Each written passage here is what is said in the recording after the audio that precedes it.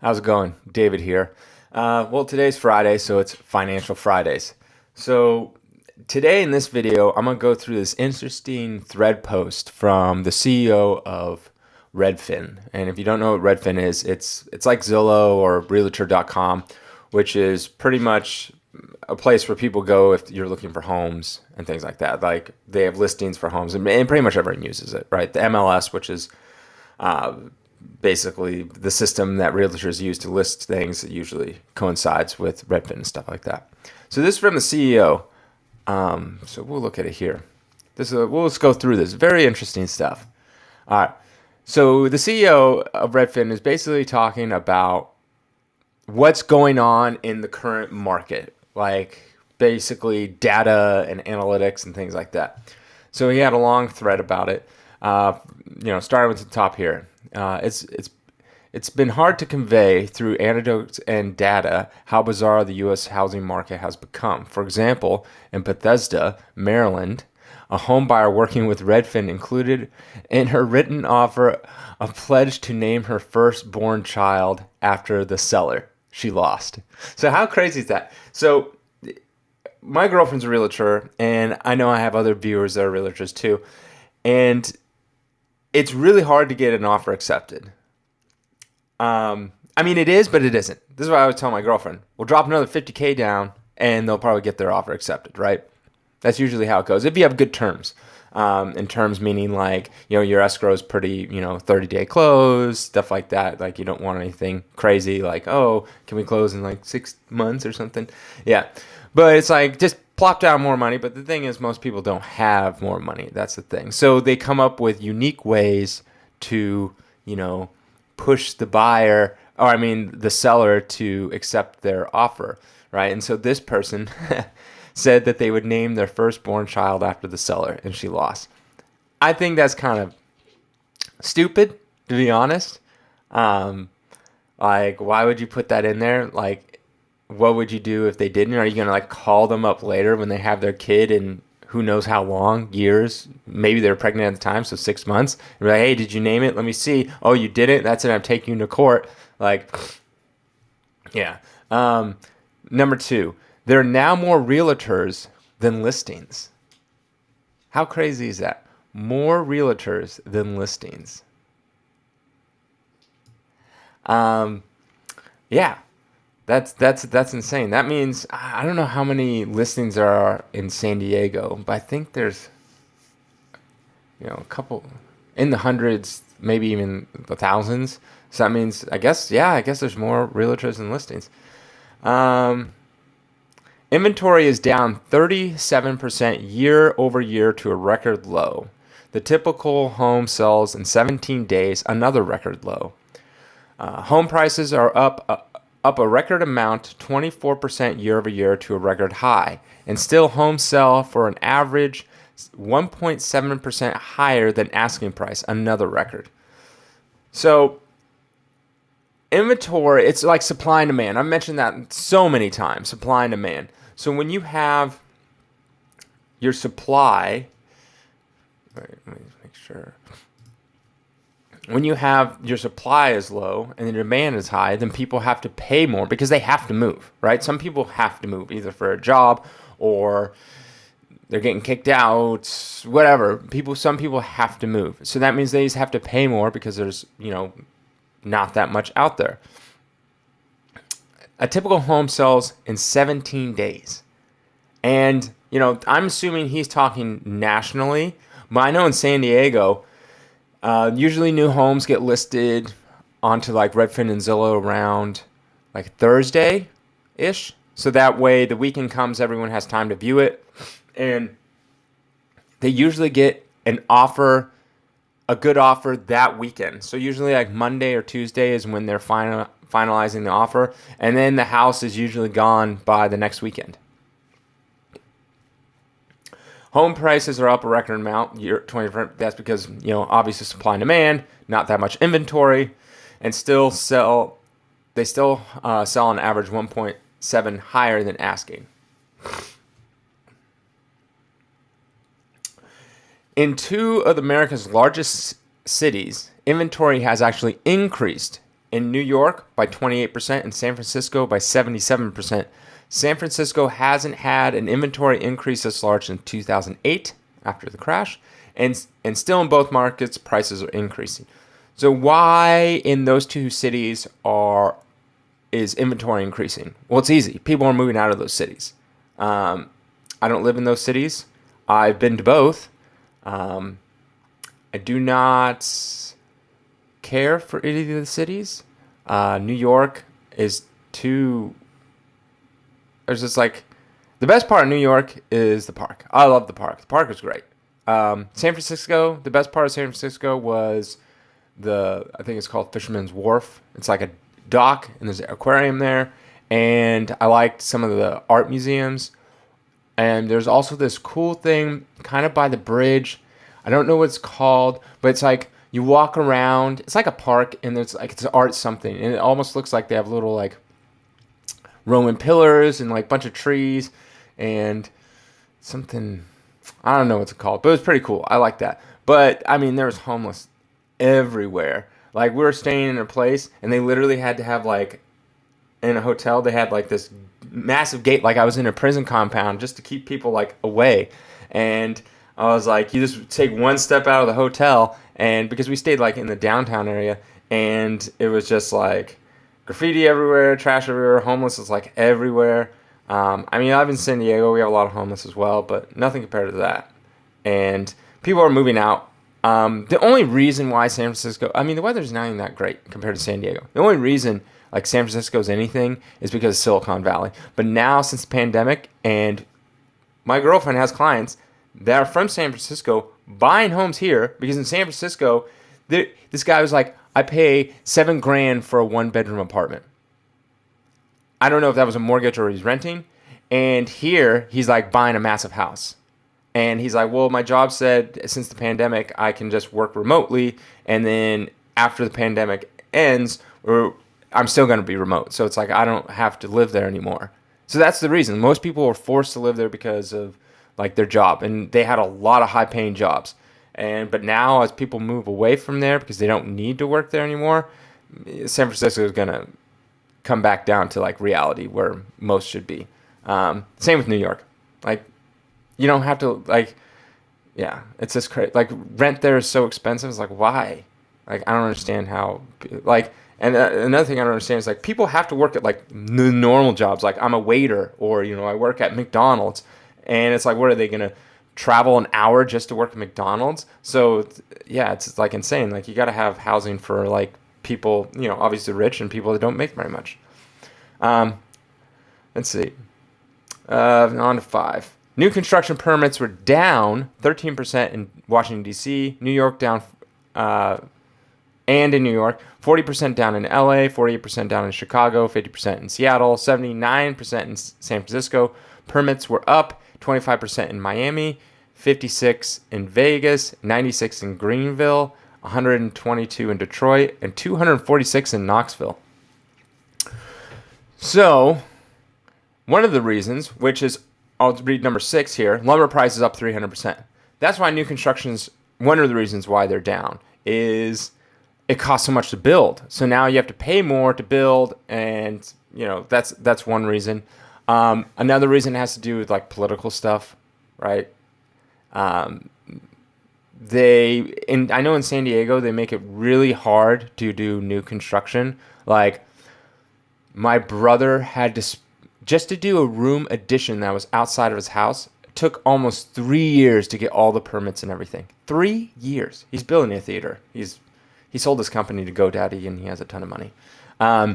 But 3 years. And the way you get around here for a remodel, I don't know how it is in every state, but here, as long as you keep one original wall, yeah, it's considered a remodel. So you can bulldoze the entire house except one wall, build the house around that one wall, then and then bulldoze that one wall and rebuild that one wall. So then you technically got a full remodel, but that's how you get around it. But yeah, new construction, they're making it really, really hard, and I think there's some reasonings why that way, so people that have the houses increase their net worth. by being able to afford these houses, and most people can't. Because if they were able to build just a ton and ton of houses, supply and demand, there'd be more supply. So I think there's something going on with that. I also think that it seems like most of the ones where construction was down is more, I hate to get political, but more, I guess the blue, more lockdown type states. So that being that if you're more locked down, then these people couldn't actually do the construction. Like, they're sitting there, not allowed to leave the house, that kind of stuff. So that's just kind of a thought. Number 7, Redfin annually surveys nearly 2,000 home buyers. 63% reported having to bid on a home they've never even seen in person. And I know that's true. My girlfriend goes all the time and just does like Zoom calls and like videos and sends it to people because it's so competitive. It's number one, the pandemic. People are kind of scared still. Number 2, it's so competitive. So it's like you don't see it that weekend. Like say you're out of town, but you love this home and you don't see it that weekend, then you're SOL. Like you can't get that house. Like it's going to be gone. If it's a good home, it's gone the first weekend. That's just how it is. And so they'll call up the realtor and like, hey, can you just go look at it? Like to a Zoom call. And then they'll go do a Zoom call or something like that, walk around the house. And then they're like, yeah, let's put in an offer. Because even if you put in an offer, and you have negotiating the offer back and forth. So there's some time there. And then if it gets accepted, you still can go and see it. I went and saw my house that I have after I put an offer to double check, so you can always do that. In April, they surveyed 600 Redfin users who had relocated in the past. About 2/3 of the people who moved got a house the same size or bigger, but the same proportion, 2/3 of people, spent the same or less on housing, meaning that a bunch of people moved out of state, of like an expensive state like California, to a cheaper state. Even though most of the people who moved got bigger homes, 78% reported having the same or more disposable income after their move. Idaho home prices could triple and still seem affordable to Californians. And that is very true. My cousin, he lives near San Francisco, and they're looking in to get to Idaho, and he was in like this tiny little like 2-bed, 1-bath apartment, and he can get like this massive home in Idaho. They're thinking about him and his boss are thinking about relocating to Idaho. Let's see. For low tax states, four people move in for every one who leaves. For Texas, the ratio is 5-1. Florida is 7-1. Cities and states have no leverage to raise taxes after many promised new money for social justice. The federal government will have to fund long-term investments. So there's a lot of people that are moving out of the more lockdown states like California. I mean, famously, there's like Joe Rogan and Elon Musk. And they moved to somewhere like Texas. And it's not, it's cheaper, but this bugs me about people. Oh, California's so expensive. Yeah, if you live in a city like LA or San Diego, you can literally, where I am at, you can drive an hour east and you can get an easily affordable home. You can drive 2 hours east where no one really wants to live. It's not a big city out there. And you can get a massive home for dirt cheap. And that's the thing. It's like people think it's so expensive. There might be other factors that are expensive, but like housing, if you live in a big city, that's the thing. Is California has a lot of big cities like LA, San Diego, San Francisco. So if you live in a big city, it's going to be expensive. That's just how it works. But if you live far away, it's not that expensive anymore. So, but I think a lot of people are moving for other reasons, for political reasons. And that's why it's like the ratio for like Texas and Florida. Obviously, those are politically different than California. This migration to a lower cost area may lead to lower workforce participation. For many families on Redfin that has relocated, the money saved on housing costs less than 1% less. Sorry, the money saved on housing costs lets one parent stop working. A wave of Redfin customers are retiring early. Yeah. Um, Yeah. So migration to lower cost areas may lead to lower workforce participation. All right, so basically what it's saying is like people that are relocating are saving a ton of money. They don't need as much money. So then they're like, well, whether it's the man or the woman that stays home, they're like, well, you don't have to work. So you can just stay home and take care of the kids and the house and all that kind of stuff. And so technically they retire early. Maybe they have a decent amount of money. They sold their home in like California. They go to Texas. They get a nice home, and then they're like, well, I mean, between like my investments and different savings, I don't really even need to work anymore. So they're kind of retiring early. Lenders are calling employers to confirm that home buyers will have permission to work remotely when the pandemic ends. Rates are lower for loans on primary residence, and the lenders also want to make sure the borrowers actually plan to work after getting the loan. So this is like, obviously rates are lower for primary residents, but lenders are calling employers to confirm that the home buyer will have permission to work remotely when the pandemic ends because, some people are moving out. Like I said, the person was moving from San Francisco to San Diego. Lenders are just doing their due diligence and making sure that, hey, if I give him this loan in San Diego and his job in San Francisco, they're calling San Francisco job, are you going to make your employee come back? Because then, that'll mess up this whole thing. The average housing budget for out-of-towners moving to Nashville was $720K, 50% higher than the locals' $485K budget. It used to be the coastal elites who were worried about that every adult in the family had to win the career lottery just to afford a home. Now that feeling may spread. So basically what that's saying is someone that lives in California, the average home, the medium home in San Diego is like it was like 780,000 or something, 750,000.